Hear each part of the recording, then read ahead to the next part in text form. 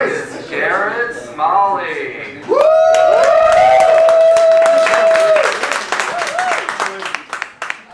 Oh, hello. Thank you guys. Thanks for coming out, man. It's super cool. You guys are, alright, maybe it's not cool. Glad all these are empty. That's awesome. Don't be scared. I don't squirt. I think we should use that instead of I don't bite. If someone wants to say next to me, oh, don't be scared, partner, I don't squirt. You get a good response, I bet. I like that. Oh man, actually I refuse to believe these are empty. These are full of ghost friends. It's an old town. There's some souls wandering, good and bad. You know, but they're paranormal, right? Like us, normal, paranormal. That's right. They're one of us. Just me? All right. Fuck all y'all. I'm doing some ghost jokes. Let's do it. Let's do ghost jokes. Woo! What's a ghost's favorite rapper? Gulio. Mediocre joke. Mediocre joke. Not that good. What's a ghost's favorite religious deity? Buddha. Not Step it up, bad. right? Not Step it bad. up. What's a ghost's favorite feature on a woman? Boobs! Eyes, you misogynist pricks. Jesus Christ. You just shouted boobs there, audience. Congratulations, man. They're ghosts, they're not perverts, my friend. Thank you. They're murdered in your streets. Oh, man. I'll tell you what, these shooters today, they be active, huh? Yeah. Oh, God. Out there reaching the masses, you know what I'm saying? Straight up killing it. That's where we are as a society. We can laugh about mass shootings. In Springfield recently, we had an active shooter. And the local news agencies all started releasing active shooter in Springfield. An hour later, the Springfield news leader was like, free donut day at Krispy Kreme. Dude, you guys remember the 90s, right? Most of you, some of you. If that happened in the 90s, that's all the news would talk about for a week straight. They'd go on that active shooter case for a week. Whether he pulled the trigger or not, it doesn't matter. They would have covered the shit out of that. And now it's just old news. We're like, active shooter, which way? That's across town, we're fine. It's almost 5 o'clock, Travis will slow him down. He's not that active, let's be honest. That's a distance. That's where we are. Sorry if I'm weird, if my energy's weird. I killed a lightning bug recently, driving, and it's right on the windshield, man. That'll fuck you up. I was driving, I hit a lightning bug, and then for 30 miles I just had to watch a dim green light just fade. Oh, God. That'll change you. I mean, the Smiths sing about a light that never goes out. That was not this light. This light went out, and I am a different man. There's not much of a joke here. It was very sad. Yeah, see? You all felt the same thing I felt the moment I killed a lightning bug. My name's Garrett, which is fine. It's fine. It's a fine name. I accept it. I'm told it means Irish warrior. Here I am on behalf of Ireland. Clearly at a fighting weight. Ready to take on. I was discussing earlier with some people I am not a good fighter. My head is so big. You all, you guys can see this. I have massive hands and a big head, but even whenever I try to block my head, at least half to a quarter is exposed at all times. You can only just get a big part of my face, is what I'm saying. If you ever want to fight me, just punch me in the face. Some people pay good money for that. My name's Garrett, it's fine. My dad told me he named me after Levi Garrett chewing tobacco. Oh, man. I was 12 years old and he told me he named me after chewing tobacco. If that doesn't inspire hope in you, I don't know what does. That was a little window to my childhood. I definitely sledded on some car hoods growing up. No one, like I figured like Mount Home would be the town to get me on that. Yeah. Few people know that a 98 Lumina hood is cheaper than a sled at Walmart. You just go to a salvage yard, that shit's cheap and it slides around real good. Little brain damage never, I mean it did kill a few people I guess, but you know, sometimes it makes it funny.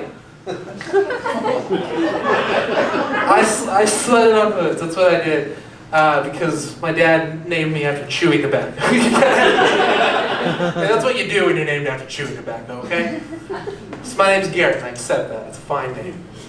Until you decide to yell my name out loud. Because I don't know if you've ever had a friend, or if you're named Garrett yourself, or a name like that, but when you yell Garrett, it sounds like 90 other names. You yell it, it sounds like Jared, Derek, Gareth, it goes on. So I went to school with actually people of all of those names. We were all in the same class, and every time the teacher would just like go, Gareth! We'd all just pop up like little meerkats, like looking around. And it was always Derek, because his mom was a teacher. You guys know what I'm talking about. They had privileges, didn't they? So my name's Garrett. And I go to a Starbucks. You guys like Starbucks? Who doesn't? Who doesn't love a good buck in the stars? Am I right? I don't know either. I'm at Starbucks and I order caramel macchiato, iced. I don't know why. Iced, like you should. The barista asked my name, and I said my name is Garrett. And she says Gareth. And I was like, oh, close, so close. And I didn't want to go back and forth with the Derek, the Jared, the Jarrett, you know, back and forth all day. So I was just like, oh no, it's Garrett. It starts with a G. It's got 2 R's in the middle. I had 2 T's at the end. She's like, oh, I'm so sorry. We'll have that right out for you. So I step away, and I'm waiting, fully expecting to be called Derek in a minute. And I'm sitting there, and I'm waiting, and I see them bring up an iced caramel macchiato.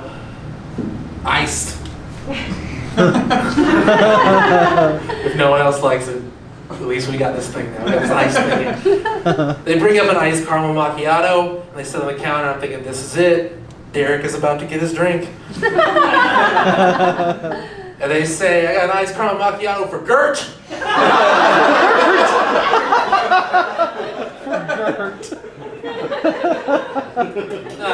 I'm like all of you. I'm like, excuse? That's not me. That's not me. They're looking around like, got an iced caramel macchiato for Gert.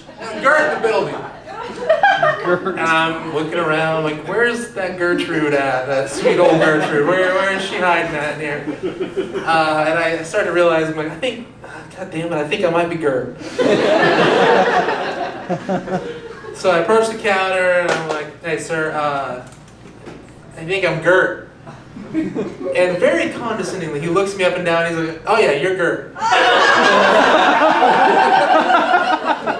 I went from liking it to now all of a sudden it's a slur. No. So I take my drink and I in fact am Gert. I like it. I think it's a fine name. I think it's a fun name. I think J. Cole's going to use it on a future album. You know? A couple J. Cole fans. I get it. It's not real relatable. It's understandable. I told that joke in Springdale, Arkansas. Sure. Yep. Told it in Springdale, and afterwards, a lady came up to me and she's like, that was a very funny joke where they thought your name was Dirt.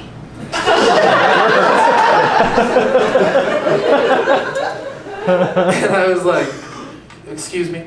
She's like, the joke where they thought your name was Dirt. I loved it. And I was just like, how much? Because I don't know if you caught that there, but the whole joke is about misunderstanding my name, and you just thought I said Dirt the whole time I was saying Gert. So I've come full circle now, thanks to you. Arkansas will surprise you with many things, right? I love you guys. You guys are great. Oh boy.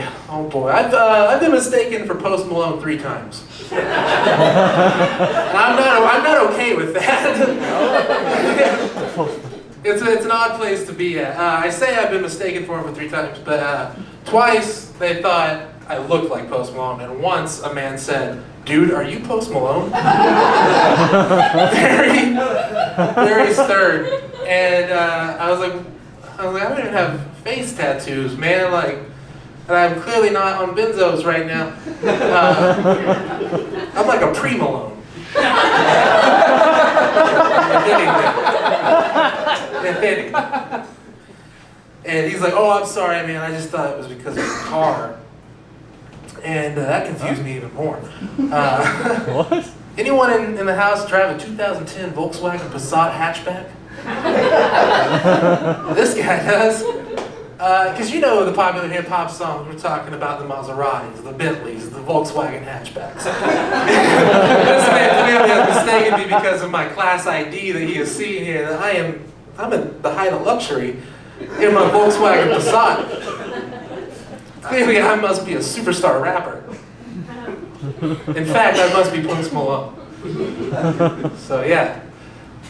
All 3 of those interactions happened at the drive-thru window of McDonald's. If you needed a window into his demographic at all, they're all working there.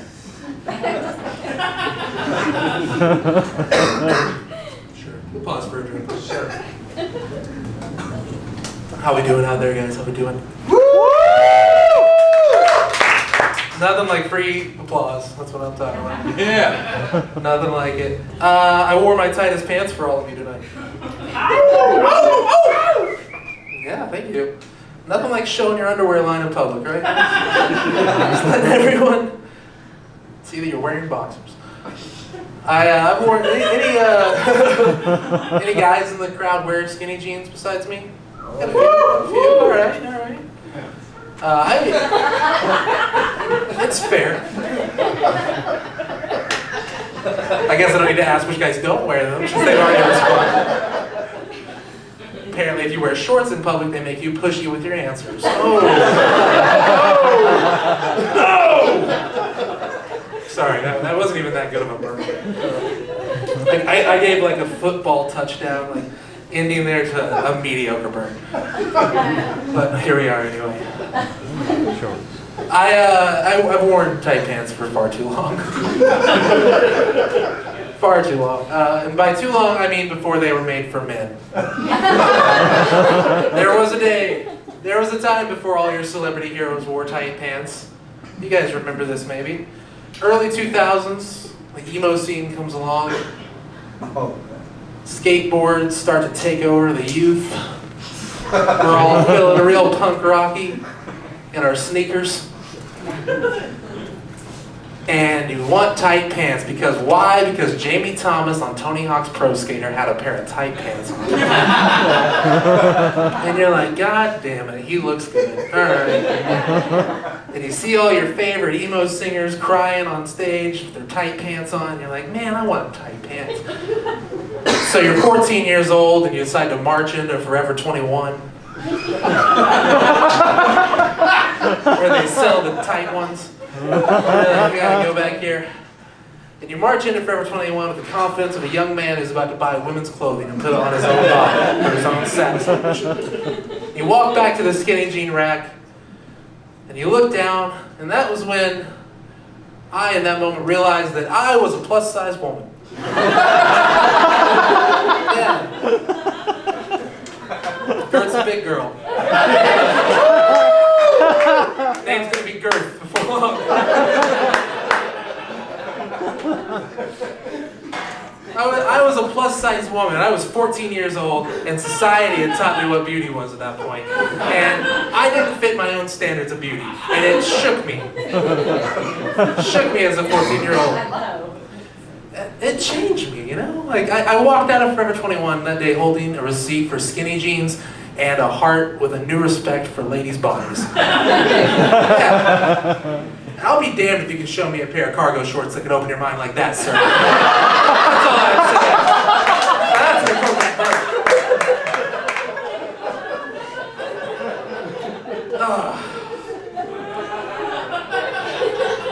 say. All that being said, I did grow up in a very small farm town in Missouri, a little town called Hartville, if you're familiar with it. No one ever is, so that's fine. Harville has 600 people in it, and out of all those people, I was the gayest one because I had tight pants. I am not a gay man. I'm not like against that or anything. I actually have a lot of gay friends who I love very dearly. And I go back to my hometown and people are like, hey man, happy Pride Month. And I'm like, I know you don't mean that in the right way. I'm like, I know you're trying to burn me with that still, but now it's 2019 and you can't just call me the F word anymore, right? Right, yeah. People are rude, that's all I'm saying, y'all. That's all I'm saying. I got made fun of by a lot of rednecks. I'm sure y'all have them out here. Oh yeah. Yeah. They come in patches. Rednecks, they call themselves good old boys. They aren't living up to that name a lot of times. There was this joke that the good old boys from all the surrounding little towns of my hometown, they all knew this super homophobic joke that they would always like throw at me. It's like they were born with it or something. I don't understand how they all knew this same joke with punchline. But they'd all be like, I don't know, man. I am so straight that I'm going to get exit only tattooed on my ass cheek. It's a pretty shitty joke, yeah. It's not that great. But you can imagine just the echoes of knees being slapped throughout the Ozark Hills. You know, just rolling. That joke's a closer in the redneck community. That's what you end on in the redneck world. It was a big hit. My response though, when someone always said to me, hey, I'm so straight that I'm going to get exit only tattooed on my ass, is that if you're hanging a sign back there, you've had some rule breakers.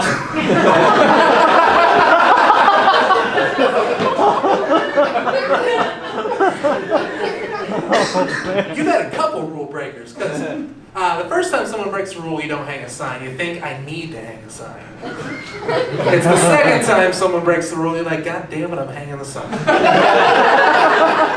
So not once, but twice, someone mistook his exit for an entrance. And they changed his opinion on signs. He's like, I gotta get one back there, man. I don't know, it's happening every week now.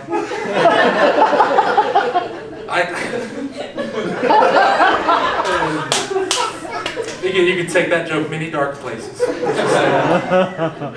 Good old boys ain't logical old boys, that's all I'm saying. They aren't thinking about things the same way we are sometimes. Growing up in a small town's weird, man. I went to school with cops. Not like present at my school, but people who are now cops that I went to school with. Yeah, you know what I mean? Like you found out which ones were the snitches, right? You're like, oh, I always knew it was you, man. Now you're a cop. It's a good way to single them out. No, it's weird, man. I have a friend who's a cop who's a good one. He's actually a good cop, and I talk a lot of trash on cops just because it's fun. And what can they fucking do about it? Lots of things, and murder you. It's pretty cool. It's pretty cool, the powers they possess. But my friend is a good cop, and he's a high patrolman, and I'm trying to convince his boss to let him take me on a ride-along. But apparently they frown at taking funny people on ride-alongs because they think I'm going to make everything a joke, you know, about cops. So he won't let me have a ride-along, so I said, I'm going to make a joke about you not letting me have a ride-along. And here I am in it. So I want it, and I think it would be cool to see how a good cop does his job, first off. Because I see a lot of bad shared on the internet, and in person, and just all over. I'd like to actually see a good cop do a good job. And also, I think it'd be pretty funny if he, you know, busted some crackhead, he's like driving, and he has to handcuff some dude on the hood of his car, and he just looks up and he sees me sitting in the passenger seat, just smiling. The dude getting handcuffs like, is that Post Malone?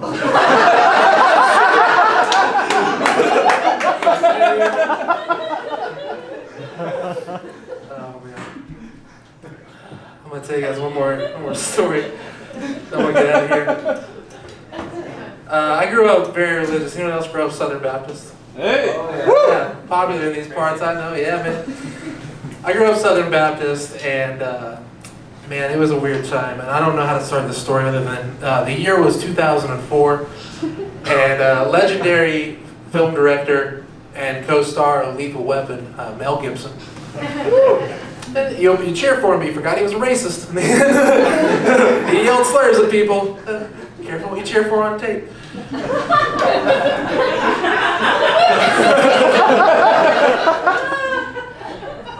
Mel Gibson, he made a movie called The Passion of the Christ. You familiar? Yeah. Oh yeah. Classic. Classic. Classic. Citizen Kane, Passion of the Christ. Right there with it. So Passion of the Christ comes out and it is a hit. In 2004, Jesus was bigger than Jesus. It was crazy. It was the Midwest, like Arkansas, Southern Missouri, Kansas, Oklahoma. It was this crazy sweep of small churches doing crucifixion plays. Did anyone's church in 2004 do a crucifixion play? I guarantee you every fucking one of your churches did a crucifixion play in 2004. It was some cash cow. I don't know how they were getting money from this, but they had to have gotten money from this. Because everyone did it. Everywhere I tell this story across the Midwest, it's like, oh yeah, 2004, what a year, man. Got more stage time than any time in my life. It was a great year.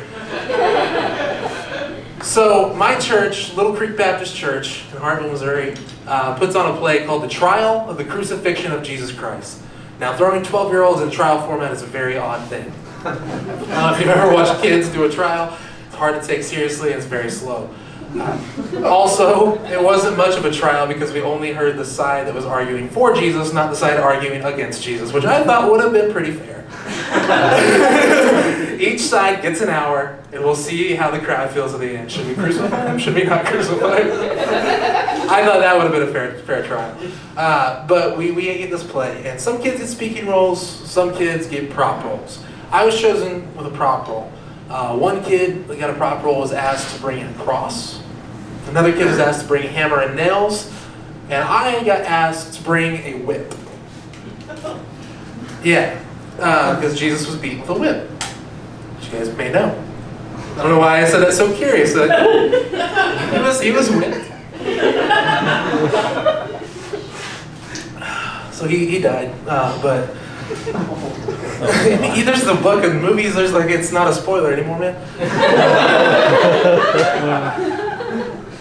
So I get chosen to bring a whip. Now in 2004, I was 13, I didn't own a whip. As most of you at 13 probably didn't own a whip. But it was 2004, which meant that you could get online and you could search and you could buy things online. And one of those things you could buy was just a white square that didn't have an image in it because they didn't upload an image for it. And they could just put a price on that and it would just have a description of what it was, and you could buy that and in 5 to 8 weeks it would ship to you. And that was a reasonable thing. So people would do that all the time. We got on eBay, we bought a white square that said Fun Whip. Oh God. Oh no. What 13-year-old boy doesn't love fun? I fucking love fun to this day. Fun is a great thing. Found out my parents love fun too because they were like, let's order that whip.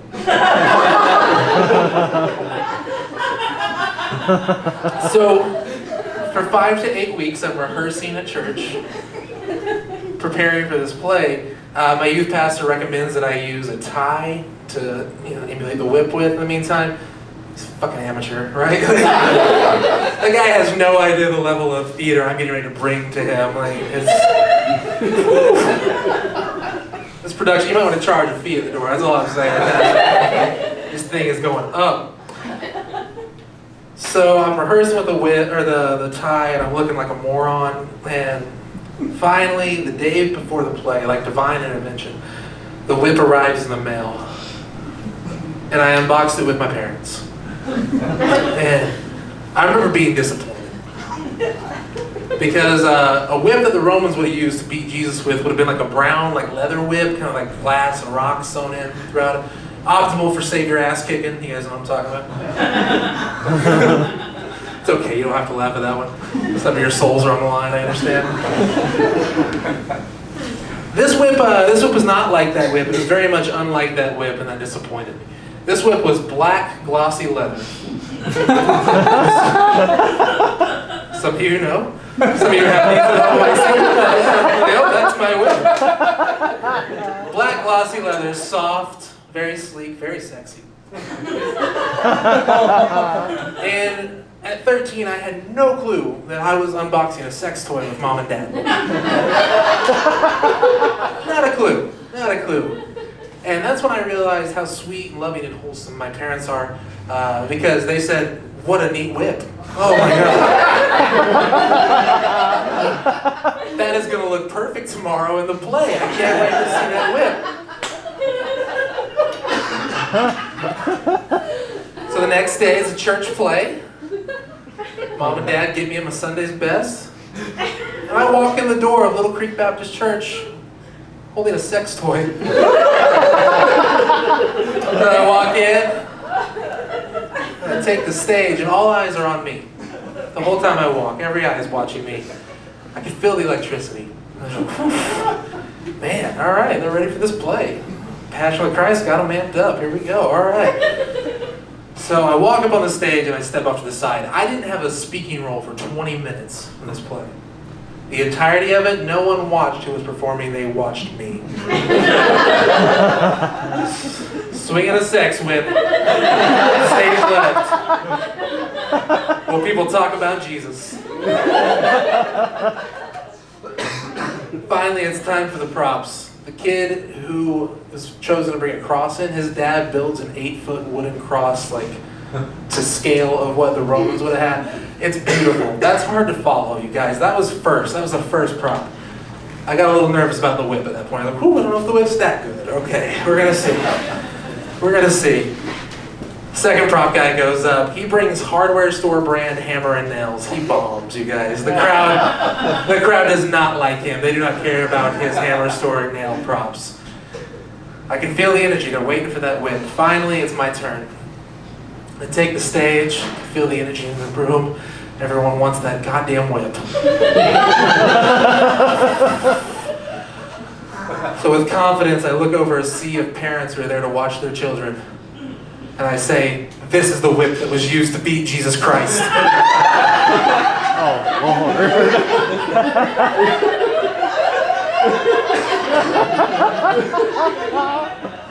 This whip took his flesh and made him submit to the Roman army. Oh, God.